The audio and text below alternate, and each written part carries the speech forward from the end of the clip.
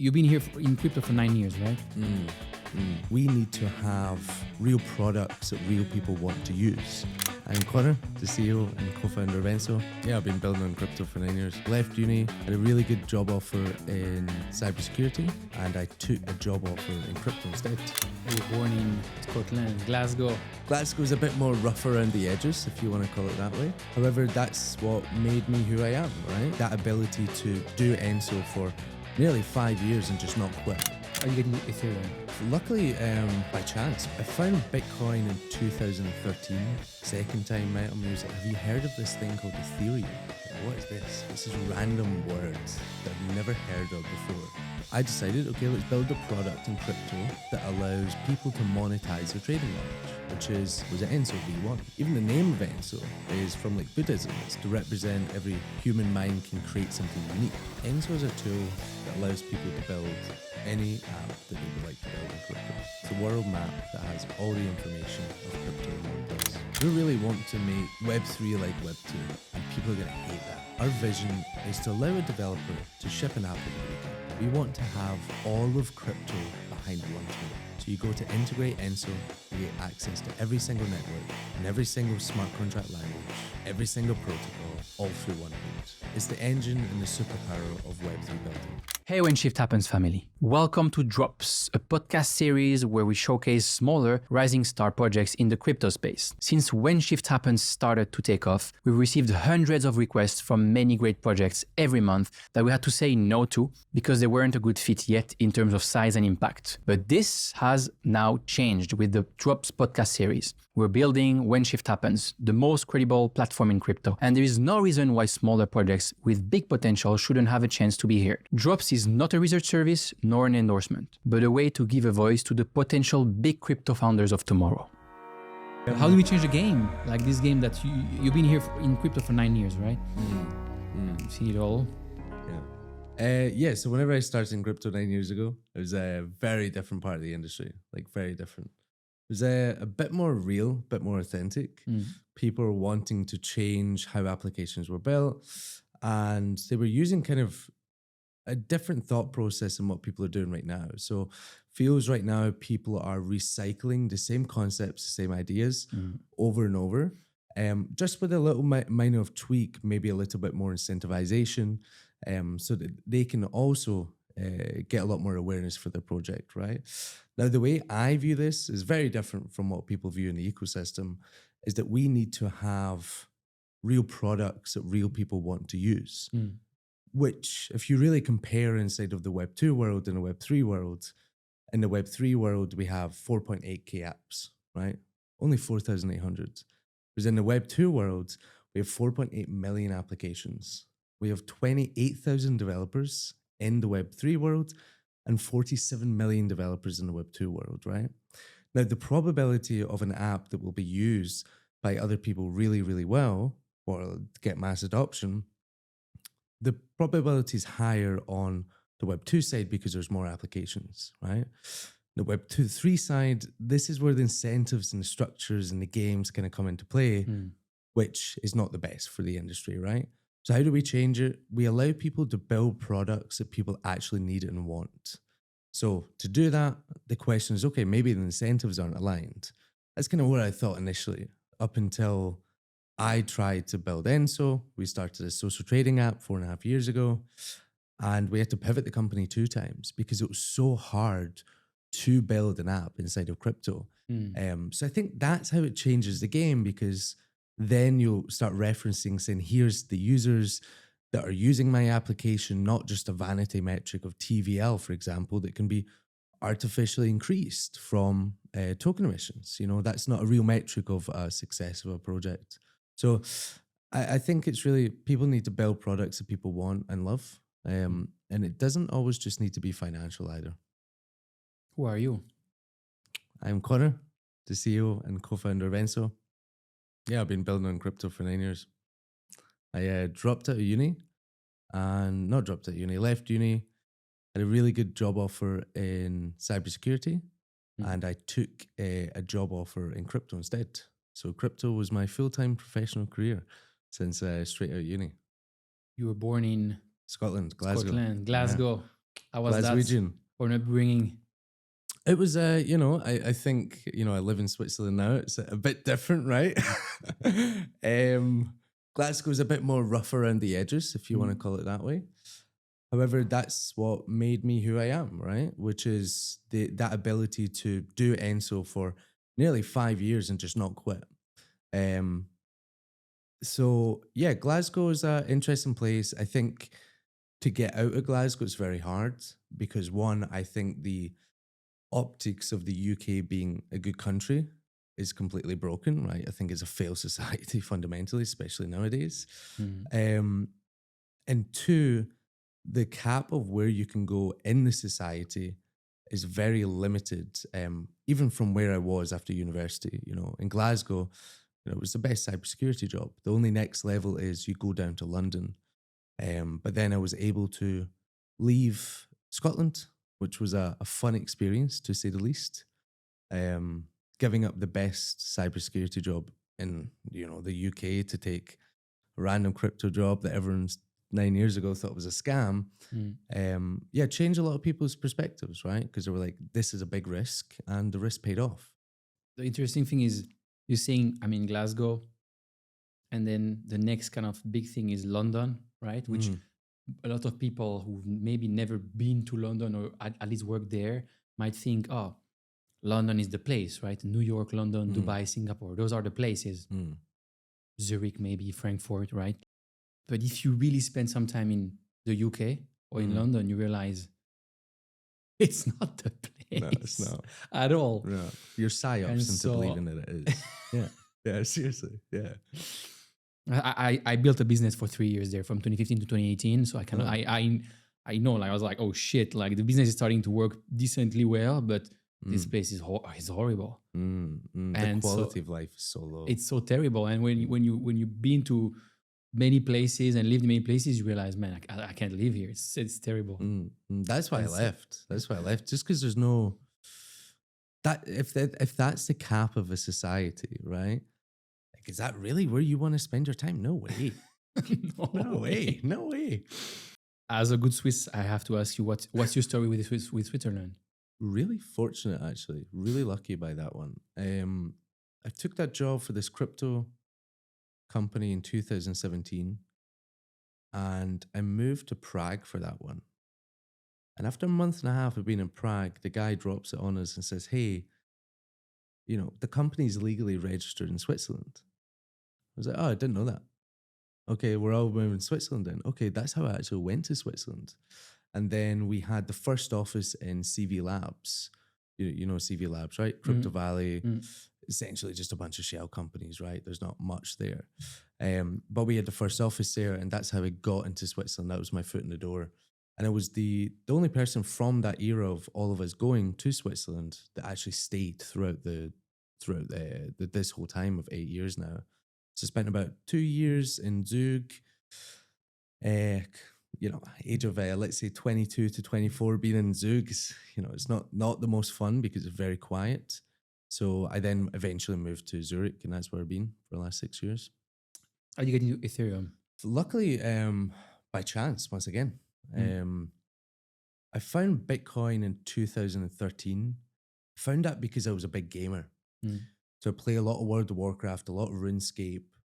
I ran bot farms as well. So, whenever I was younger, I was like, hey, I want to level up my accounts faster. And instead of me having to play 15-hour days, I could basically write some code and it will level up for me. So fell off the map for a couple of years. So in university, my dissertation thesis topic, professors put out some examples online. One was Bitcoin. Went to his office and I said, I've been using Bitcoin for a couple of years. So maybe you can teach me. And I'm like, no, not at all. I've just been using it to trade. Second time met him, he was like, have you heard of this thing called Ethereum? Like, what is this? What's this random word that I've never heard of before? This is interesting. Took me a while to fully understand it. Multiple reading of the white paper, even try to read the yellow paper. And back then, there was no like IDEs. You couldn't have plugins for, let's say, Visual Studio Code or Sublime Text or Atom. there was a Mist wallet. Did you ever use Mist wallet back in the day? No. So it was the first ever wallet for storing Ethereum. And that's where you could only code your smart contracts back in the day. It had a Solidity compiler in the same UI as where you stored your crypto. And that's how I found out about Ethereum. And I just went down the rabbit hole like I'd never had before, to be honest. At one point, I was even printing off all the news on crypto, man. Physically printing this off and storing it in my house and highlighting. That's how little information there was online at that point. And for the uni like dissertation, I wrote a fully decentralized like blackjack table, roulette essentially, where I used Oracleize. Do you remember Oracleize? Either. Oracleize, I've spent too much time in this industry. I'm cooked. It was the first ever Oracle provider, like Chainlink, Peth, Redstone. That was the first Oracle provider for all of Ethereum, and you could put external APIs to call. So I put Wolfram Alpha to generate a random number, and this would come back on chain. And that's how I was doing this kind of decentralized roulette table. That was the first ever app I built in Ethereum. You worked for Signum Bank? Fun time. What did you do there? Essentially helping them build the whole blockchain department. I was the first blockchain engineer. So I joined the bank before it was a bank and helped build their fully collateralized stablecoin, which the funds were stored in the Swiss National Bank, full tokenization suite, a secondary exchange for the tokenization suite, multi-sig infrastructure, and I also helped build the cold storage and hot storage that holds over $5 billion in assets as of today. And it was a fun experience to see what I was fighting against for so many years, which is TradFi and crypto, to see what it's like inside. It's not as bad as what I thought, but crypto rails are definitely the future rails. Absolutely. I'm just out of four different podcasts at the PayFi Summit, which definitely is all about that, right? PayFi, stable coins, and all that stuff. And it's so clear. I mean, once you live in your life in stable coins, there's no way back. No, it's not. It's just too good. Why did you leave Signum? I got very frustrated. I got really frustrated with the concept of not being able to have DeFi. I was doing DeFi summer, really active in it. I was doing some exploits and like balancer token economics. Alameda was doing it as well at that time. So really, really on top of it. And I tried to introduce DeFi in the company, but if you're a regulated entity, it's really, really hard. Even as of today, like 4.5 years later. And everyone was asking me to, in and out of work, to essentially invest their money for them into crypto. I was finding Avi at super low prices, like super early in tons of projects, and also farming like the Yam days, man. You're making like 15,000-20,000% APY. Spooky Swap and Phantom and all these fun things that you just move fast. And I was like, okay, everyone's giving me their money and or wanting to give them my money. Did you do it? Did you take their money? And well, a little bit here and there. And I realized this doesn't scale because I'm writing this all in Excel. Yeah. It doesn't make sense. Yeah. So there must be a tool to do this, right? And there wasn't a tool. So I decided, okay, let's build a product in crypto that allows people to monetize their trading knowledge, was it Enso V1. Even the name of Enso is from like Buddhism. It's to represent every human mind can create something unique, i.e. every trade is unique. Everything's different, right? And yeah, that's how Enso was born, was a trading product at the start. You pivoted? 2 times. Now we got product market fit, which is nice. What is Enso today? Explain to your mom. Enso is a tool that allows people to build any app that they would like to build in crypto. It's a world map that has all the information of crypto in one place. You said we're the world map of crypto, or the Google of crypto. Not the interface, but the underlying technology is the same. You pivoted twice, you just said. You said the first version was a social trading platform. Yeah. Second version was the DeFi super app. First version, spent about a year and a half on that. And a lot of money to build that because everything was built in smart contracts on chain. spent over $500,000 in audits. We said, guys, DeFi moves so fast. If we need to wait weeks and spend 20, 30, 40, 50K on each integration of DeFi protocol, for our users, we're fucked before we've even started. So we said, right, let's kill it, which is hard to do, right? Because we've spent 1.5 years. That's what you raised the money on as well. So a lot of founders get psyops into being like, oh, well, I raised the money for that idea. I should stick with it. Winners never quit. Blah, blah, Exactly. blah. Yeah, it's just like, just don't stop. What's the moment you decide that's it? You have to pivot now. It was more the realization, realization. It's not, I wouldn't say like this. You can talk about moments in time, right? Sure. Regarding Enso, but it's also like a gut feeling. Yeah, the gut. Like, what's the moment? Like, because it happened multiple times. That we're like, do you wake up one day and say, "Shit, I need to completely change this"? Or I was actually in December 2021. So it was we'd launched a Vampire Attack as a marketing stunt where you could move your liquidity from 6 competitors to ours. And we already knew at that point. We're like, shit, now we have 10, 15 million TVL. Like, the optics of a company to say, hey, just take your money back instead of following through. We can't. We need to keep going now. So we bit the bullet and said, we know it's not going to work, but we need to follow through with what we said, and we'll release this social trading in a private beta. But we knew as soon as that Vampire Attack went live, we knew that this just didn't make sense anymore.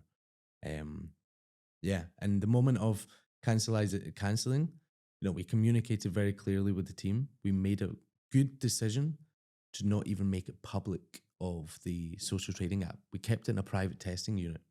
So the users that put the money in the Vampire Attack, they could get their money out. And then, the DeFi super app, to get to that point, that was like the second pivot. That was the first pivot leading into that. That was like the 4th, 5th product idea and iteration we done internally. We basically built Zapier for crypto with automation on top, fully internally, strategy builders, no code tooling. We've done full products that other companies would take years to do. We've done it in a matter of months because we're like, if we don't get this out, we're fucked, like as a company. Who is we? When you make a decision to pivot, who is we? Is it you? Is it you and some co-founders? So it's myself, Milos, and Peter. So Milos is more on the product side. Me and him are based in Switzerland together. And also Peter, he's based in Canada. He's the CTO. But we're a team of 19 people right now. And it was always clear for the 3 of you, this is the moment to pivot. I think I took a lot more charge on that one, to be honest. I think I'm a bit more realistic with, hey, this is not going to work. I think Milos is good with that as well, and Peter. But I think I really pushed for that. And whenever we launched that DeFi super app, that wasn't even our thoughts of pivoting away from that. Other people forced us to pivot. So we launched the app that had like 50 DeFi protocols available. Tons of projects reached out to us in the first week of launch and said, how did you do this? Like, it's a bit too coincidental that everyone's asking the same question. Do you want an API? And that's how it started. That's how we pivoted the second time. We kept the UI up for that one, but 4 or 5 months. No organic traffic. It was purely just airdrop hunters. But at that point, we'd already been doing multiples of the volume through the infrastructure. How do you find a team that follows you no matter where the ship is sailing and who trusts you when you radically change directions? A lot of trust. And the trust needs to be earned from both sides, right? They need to be able to trust me. I need to be able to trust them. I think that's all the people that are still part of Enso. We are quite brutalist with the team, if I'm honest. At Enso, we say publicly about building products is like ship it or shut it to other teams. Like, ship your product or just stop saying something publicly. That's the attitude we have inside of Enso, which is ship, release. And having that mentality to get the right people, it's a lot of personality. It's not really down to skills. It's that ability to say, hey, maybe I spent 3-4 weeks in something and it just doesn't work. but at least we know where we're going at the end. This is a progression. Like it's not an overnight thing. It's a 10-year progression to get to where we want to. Yeah, you know, people don't want, if it doesn't work out, we let people go pretty fast, you know, like people have been gone within the first week. It's an environment that, you know, we are 19 people and we do more work than what teams of 130 plus can do. And it all comes down to the mentality of, hey, we are here to make a difference and we will need to sacrifice a little bit of ourselves to make that happen.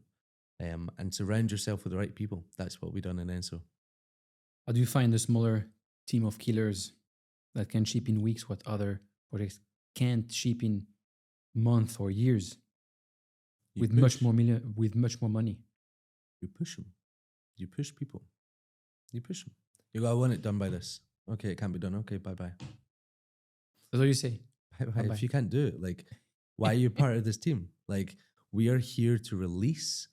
We're here to show people they can be building a product over the weekend. You can do it. So that's what we're going to do as a team. Now, obviously, it depends, situations and so forth, but actually makes sense because your platform is supposed to enable people to build fast. You need to show, hey, so we do the same. Leading by example. Hey, guys, we ship fast. People are shocked. People are shocked. Like this bear chain Boyko launch that we supported with, everyone thinks that was like Royco interface, like, or it was Royco infra. No, it wasn't. It was just our interface. It was all our code underneath. And we stepped in, I think it was a month and a half before that was going live. Month and a half. Because another infra provider was meant to be used that had months that were ready, apparently. They just never got it done. So working with teams like that, we're able to come in and say, hey, we can help all these situations within a matter of 6 weeks. And what happens actually, ironically, is it does sound brutalist in terms of the team, hey, if you're not getting it done, bye-bye. But if you're in such a high-paced environment and you're doing the largest DeFi launch of this cycle, which is Berachain using Enso apart from Plasma now, and they're part of that, they want to be part of these new things, right? Like you're not, people say they're at the bleeding edge of tech. We really kind of are at this stage. Like we're moving so fast and people love it. You know, some people sink, some people swim, but that's just the way it works. Love it. Why is what? Though. It's true though. Yeah. It's true. Many people sink, few people ship. No one ships, man. Or swim. Yeah. The industry's gotten this weird state of like, if Web 2 companies to raise money, you need to have users, you know? Like, you need to build a business. Hello, let's build a business. Do you not find it funny right now? People are like, revenue meta. Yeah. Oh, meta, what a fundamental business should do is make money. Of course. Yeah. It's kind of sad. Yeah. Why is what Enso is doing the right thing to do now? Because you pivoted multiple times. How do you know that this time is the right thing? Because people use it. People use it. We've got 145 plus projects using us. We found whatever we knew 2 years ago has changed so much and improved to where we are today that I didn't realize how big of a problem this is. I just assumed this was, hey, you want to interact with these protocols, and that's it, right? What the whole industry has an issue with is how to interact on chain and how to read information from the chain.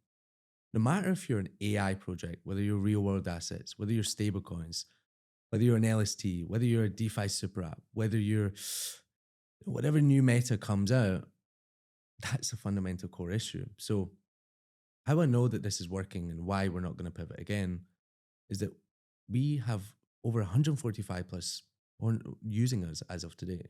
They ask for new features, they ask for improvements. We're a really integral part for a lot of these chain launches and protocol launches. That we're in a very, very good position. What is Enso's vision? So we really want to make Web3 like Web2. And people are going to hate that. And they're going to hate it because the reality check that we have no apps and Web2 does is a really hard one bite the bullet on. Mm. And our vision is to allow a developer to ship an app over the weekend. We want to have all of crypto behind one tool. So you go to integrate Enso, you get access to every single network and every single smart contract language, for every single protocol, all through one hood. It's the engine and the superpower of Web3 building.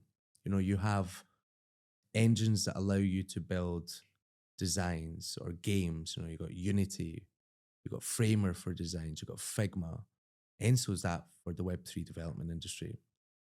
And the way to get there is we need to get out of our bubble and get into the hands of the 47 million Web2 developers. So the vision is to merge those two together from Web2 and Web3 into something called Web 2.5. These two industries aren't working in parallel, but they're actually connecting and working together. You mentioned 4,800 apps Yeah. versus 4.8 million apps, right? Yeah. In Web 2. I think you mentioned 28,000 devs in Web 3 Yeah. versus 47 or 48 million devs in Web 2. Yeah. We had a conversation the other day, and you were kind of the first one who were saying something that I think makes sense in terms of users. Everyone is kind of bragging about the millions of users they have on their testnet and whatever, right? Mm. And I asked you, like, how many actual real users, obviously you can have different definitions of what a user is, but people actually using crypto apps or decentralized apps are there in the world today? On chain? On chain. I believe I think it's between 4,000 and 6,000. What do you think? Well, I thought, yeah, I mean, I think it makes sense. I thought I would say like 10 Maybe to 30,000, but I was just thinking like, there's no way there's like, I mean, what's a user, right? Someone who's regularly using DeFi every day or every week, right? But like, if you're really brutally honest with yourself, yeah. It's not that many. I mean, it's not that many. No, It's probably always the same. We're just farming from one protocol to another and another and another. And some of these users probably are some hedge funds here and there. They're like, okay, I'll put all this stuff there. I'll get all these APY. I'll dump the token and I'll do that over and over again so I can have good returns for my. Well, people are doing that. So well, that's the public APY is X, but in the background, the APY is multiplied by 0.5, and the yield farming funds are then cutting these deals and moving the money around. I mean, the bots of the users, right? Like I can even say from our experience. So we done this retail campaign, speedrun.enso.build, which is essentially how do we bring that understanding that people can build apps really quickly with Enso to retail, right? Because it's infrastructure. So we created a no-code visualization where you can go and deploy your own DEX, your own DeFi AI execution bot, your own cross-chain, right? Get your own domain and stuff like that. Now, we knew it was going to be botted, obviously, but not to the extent of like over 1.2 million. Like that was too much. And all the other teams are like, we have over 400,000 users on our testnet. No, you don't. You've probably got a couple thousand guys that are real, max, 1.2, 1.3. Then you've got tons of bot farms. And now we're transitioning into how do we prevent these Sybil's. So yeah, you know, I think 4 to 6, maybe 10. And there is the incentive for these people to say, oh, amazing, we have these users, right? Because all the incentives are in the numbers and in the metrics But it's so cooked, man. it's so cooked. It's completely cooked. But that's the fucked up thing is like, instead of saying, oh, all this shit or most of these things are fake, they're like, oh, awesome. This is like, we don't even have to fake anything. Yeah, it's there. Yeah. It's there. And if you don't give free money to people, then they complain. Yeah. So it's like some of these airdrops now, and I think it's a strange meta that we're in of this airdrops. It's very wrongly incentivized that these people will be your best friends on Twitter. They'll talk in your Discord, and most of it's probably AI chatbots. And the day you launch your token, no matter the amount of money that you give them, they will never be happy, no matter what you do. And your Discord will drop 90% the day after. Because they're like, okay, I farmed these projects. And it's like, obviously they're going to do it because if you're in an underprivileged environment and you can only generate, let's say, even just $500 a month and a normal job in that country, Whereas you can generate, I saw some guys, they're generating 13K manually themselves doing airdrops. And you just go project to project to project. And it's a very strange meta the industry's in with the incentives there. What's Enso's biggest achievement to date? I would say not quitting. That's a good one. Not quitting. Very good one. Yeah. Took, you know, I got that Scottish blood, so I'll never quit, right? And then my team is very strong as well. But 2 pivots to continue to go through 4.5 years and only see, honestly, some real traction after 3 years. That's crazy, yeah. Took a bit of soul to push through that.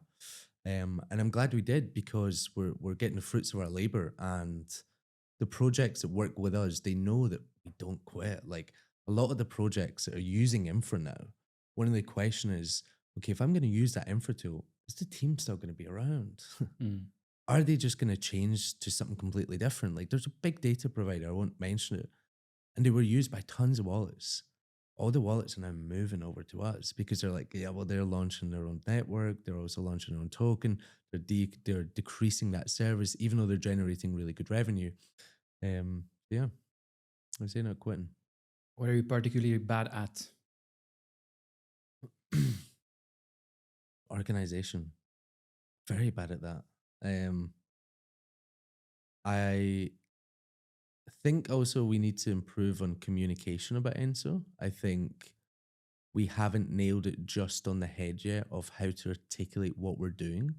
You know, you asked earlier, you're like the world map, the Google crypto, still not got it. Do you know what I mean? So that's something that I need to improve on, which is organization. You know, recently I've learned a lot more in the last 6 months. We increased the team from 6 to 19 since the start of this year. One was how to delegate. Okay, cool.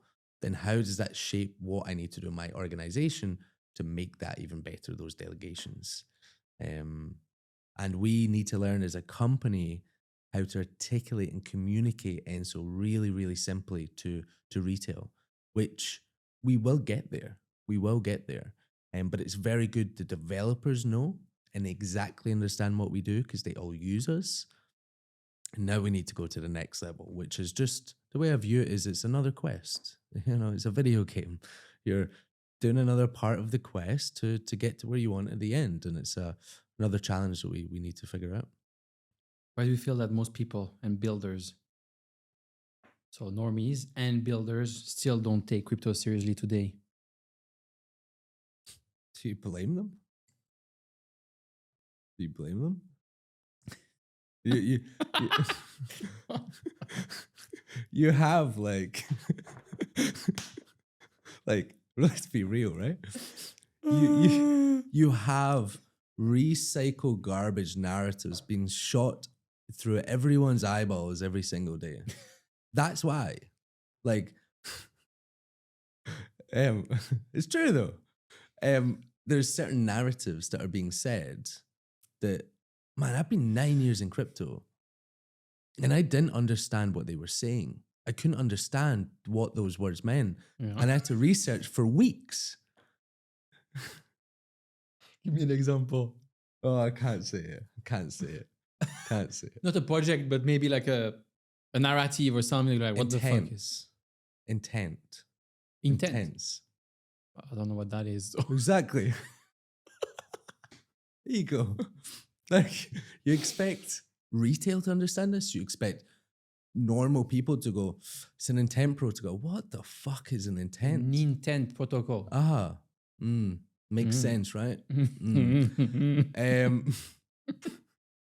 So the reason why people don't take it seriously is we need to, one, explain things better as an industry. And even, you know, openly, I just said we need to also learn how to explain Enso better, right? Like, we're still learning that because we've been so closed in our environment that we've not really had real people using crypto. So we've not really tried to learn how to communicate with them just yet because we're still selling these ideas within the closed circle. It's, you know, it's not outside fully just yet. So do I blame people for doing it? No, it's just we haven't broken through.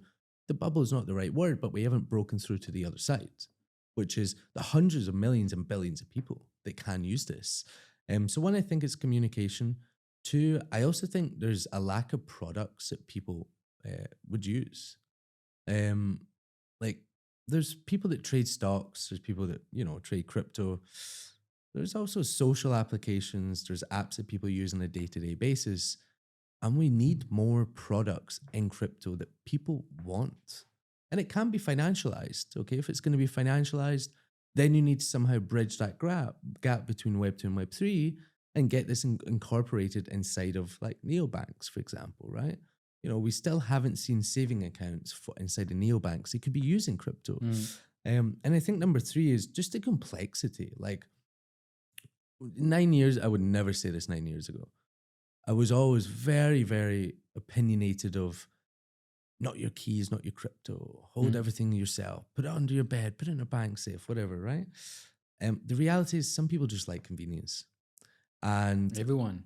Exactly. I mean, 99.9% of people will not move if it's painful, if it's not convenient, if it's not 10x better than what they're using now.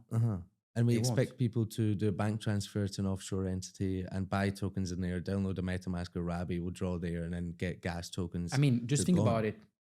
Stablecoin is 100 times better than what we have now. But to get into a stablecoin, you need to on-ramp. You already lost 99% of the people. Yeah. It's a fucking nightmare. It's gone. Yeah. So. But the credit card fees are like 4%. So if you're doing 4% to buy a stablecoin, so I'm sure there's apps today, yeah. It's fucked. So for the moment, it's fucked, right? I don't remember who was telling me that the other day, but I think it was on a podcast. Yeah. But they were saying, I hope Circle or Coinbase solves this on-ramp problem because they're the best place to do it. But they make so much crazy fees on simplifying things. It's the same model as a bank, right? Yeah. Like I'll just charge like whatever 3-4% in like hidden fees, but you're traumatizing people away. It's the same as using lawyers. Like no one wants to use lawyers because they're gonna come and fucking fuck you over and over and over and try to write some complex stuff so they can charge you more hours. And like this is the beginning of a nightmare. And we're all used to be like, we don't trust anyone. And then you're like, oh, I'm doing this thing, maybe I charge 4%. Fuck that. This is worse than my normal bank, right? Yeah. So and then if you're saying, hey, you can generate this amount of yield, but then you're paying 4% to even enter, there needs to be some. I actually don't know how it's going to be done. I really don't. The building of Enso is to really allow people to create these sort of things very fast and test their ideas. Like, if we are at the stage of 9 years and we still don't really have a way for normal people to get into this apart from centralized exchanges, it's going to be quite challenging. So having these even teenagers saying, hey, I have this app idea, Flappy Birds, it was created by somebody over the weekend, right? We can have this in crypto. The speed that we operate and the changes that we can make to society will be done a lot faster. That's why we ultimately built Enso. And actually, funny, we're talking about this onboarding aspect. So we built the first ever checkout tool for crypto. So we're dogfooding our own infrastructure right now because 1, we know how it operates. 2, we can ship really, really fast. And we need to prove to other developers in the public that you can ship a production grade product in 2-3 weeks, like really production grade that can get millions and millions of dollars in revenue. So the recent one that we done is called Checkout, where applications integrate this UI, we call it a widget, and the users of that application can connect their centralized exchanges. So they can go to Coinbase, Bybit, Binance, whatever it may be, and they can use their funds from the centralized exchanges in these on-chain applications. So it's a start of that bridge, of bridging people from the centralized on-chain, making it very convenient for people. You raised $14 million across multiple rounds.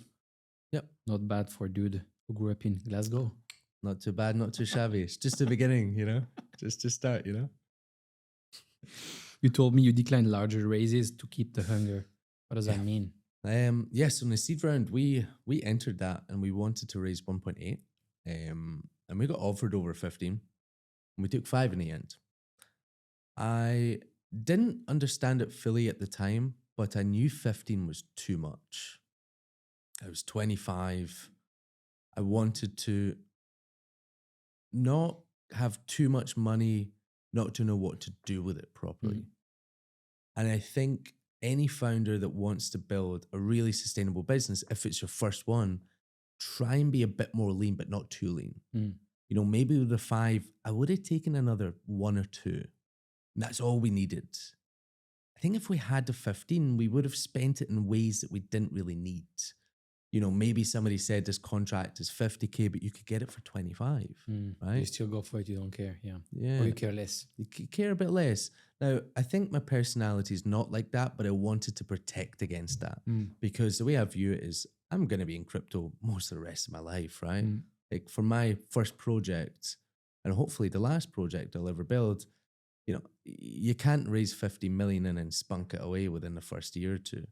Whereas I see a lot of teams raising, you know, they raise 25 up to 50 and they still haven't released a product after God knows how many years. And that safety net is an artificial safety net because you're jeopardizing yourself a lot more by not releasing a product because you have too much cash. You think you don't need to release at that point. It's like, yeah, but okay, you've got money, but that doesn't give you anything, right?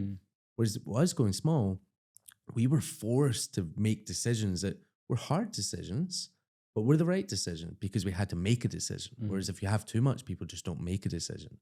So we've done 14.2 so far. I think it was 5 in the seed, 4.2, a large angel round, and then an oversubscribed community round of $5 million, which is, you know, a lot of money, but relatively speaking, in crypto is not the largest. And now that we've done this for 4.5 years, you know, if we were to raise $50 to $100 million, we would know exactly what to do with that. We had to teach ourselves how to manage money, essentially, of how to do it effectively.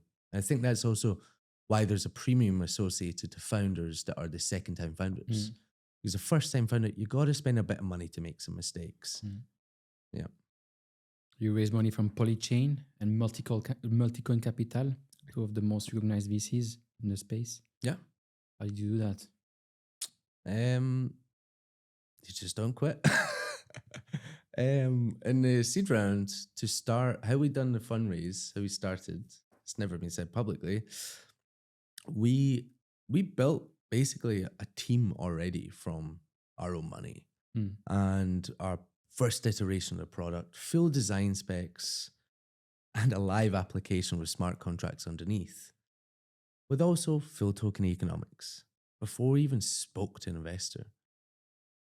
We hadn't even legally registered a company. So I showed a friend and said, hey, this is what we're building. About 2.5 months into it. What do you think? He's like, this is great. Let me rejoin. Rejoins 10 minutes later with a VC. All right. Okay, now we're starting the process, but I didn't really understand what was happening. An hour later, he introduced another VC, had another phone call. And over the course of, I think it was 4 to 5 weeks, we went through multiple people wanting to lead our rounds, and multiple people actually trying to take advantage of us.